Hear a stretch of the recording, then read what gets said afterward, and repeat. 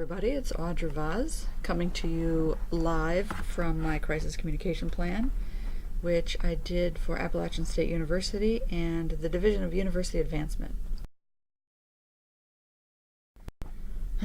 So the purpose of this plan, as I wrote it, was sort of a outline to give to my boss in university advancement. For those of you who don't know, advancement is the arm of the university that is tasked with fundraising and also includes the Appalachian State University Foundation, advancement services, which are the people who process the gifts and make sure people are thanked, and all those types of activities, and development, which is the actual fundraising, talking to donors, asking for money, things like that. This plan that I will be discussing with you is a subset of Appalachian State University's emergency crisis plan. It's to be meant specifically for things that could happen within the Division of University Advancement. Purpose of and objectives of the plan. The University Foundation is tasked with, of course, doing fundraising, and the university itself, of course, their goal is to provide transformational educational experiences for students through a variety of different ways. That's scholarships, that's hiring good professors, that is providing programs, that is changing out the toilets when it needs to happen. So anything that the state legislature does not fund for a university, University Advancement is tasked with doing that fundraising. So that is the objective of the university as well as university advancement. But advancement takes things one step further in that we adhere to a very strict donor bill of rights, which basically states that if someone's going to give money to a university, their wishes need to be respected. They need to be thanked properly. Their money needs to go for exactly what they want it to go for. We have to be transparent to all of the publics, including the donors, the beneficiaries. Those are the students who get the scholarships and things like that. I thought of two different types, A and B, types of crisis facing university advancement. Type A would be any event that requires immediate coordinated action. That would be like death, injury, or an act of God. If a tornado or something were to hit our offices, something like that. If a staff member were to die tragically, something like that. Plan B would be actions that have an impact on the reputation of the university through the foundation or university advancement itself. There are a lot of instances when universities or even nonprofit organizations raise money that is given to them by ill-gotten gains, or perhaps there's some sort of scandal within the fundraising arm of the university, things like that. In other words, illegal, unethical, immoral, or things of that nature that could impede everyone else's view of the foundation and the fundraising arm. So here I've identified key publics. These will vary by organization, but of course donors, foundations, and corporations. The foundation is governed by a board, so there is, all of us report to this board, who then reports to the board of trustees. Students, parents, and alumni, of course, faculty and staff, all of our volunteers, anyone who serves on a board. Most of the colleges have advisory boards. The IRS, the ASU Foundation, is a 501c3 not-for-profit organization. So when someone makes a gift to Appalachian, they're actually giving it to the ASU Foundation, and then the ASU Foundation is charged with making sure the money supports the operations of the university. So it goes foundation board, the board of trustees, they oversee the entire university. The UNC board of governors, they oversee all of the universities in the UNC system. Of course, taxpayers, all state universities like App are funded with tax dollars, so we have to answer to taxpayers. Of course, the legislature doles out the money at certain levels. Vendors, oops, I forgot to put a letter next to them. People that we buy products from, whether it's food service, whether it's the folks that provide things in the dormitories, things like that.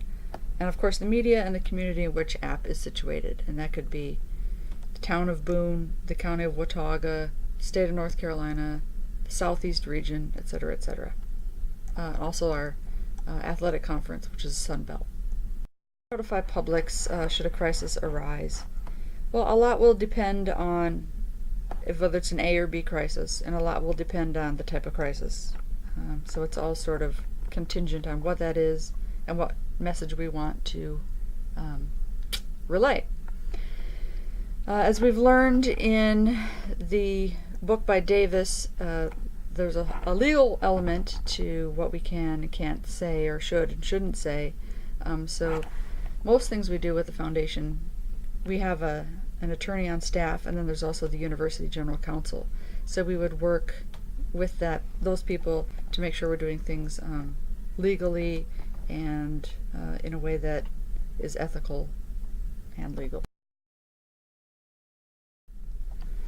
Okay, so here I've identified members of the crisis team should a crisis hit university advancement. That includes the Vice Chancellor for University Advancement and his role, and I've listed everyone's roles here. The Associate Vice Chancellor of Advancement Services is also the Chief Financial Officer for the foundation. This is a woman who oversees, the money coming in, the money going out. She handles the audits. The foundation is audited annually. There's an investment committee. There's a real estate committee. So there are a lot of things that happen, legally. So she oversees those things. The Associate Vice Chancellor for Development, this would be the person who's my boss, but also is in charge of just the fundraising arm. Then we have a Director of Corporate and Foundation Relations. This gentleman, works with those entities that give us grants. So he would be involved in this process. The Vice Chancellor for University Communications and the Chief of Staff, this is the person who is essentially the Chancellor's right-hand man. He's also in charge of University Com, or UCOM as we call it, at App. And then the Director of University Communications is not part of a University Advancement. She's of course in a different division, but she's the one who has all the connections to the media and has implemented the university's crisis communication plan. These are some key messages that would be integral to what we say should something happen. These are tried and true things that talk about our policies and procedures for gift acceptance policies. We're not going to take a gift that was the result of terrorism or gambling, or there's other moral and ethical things, like let's say the money was raised through, like Penthouse, the owner of Penthouse were to give a gift, would we accept it, things like that. So just sort of those moral lines kind of need to be examined.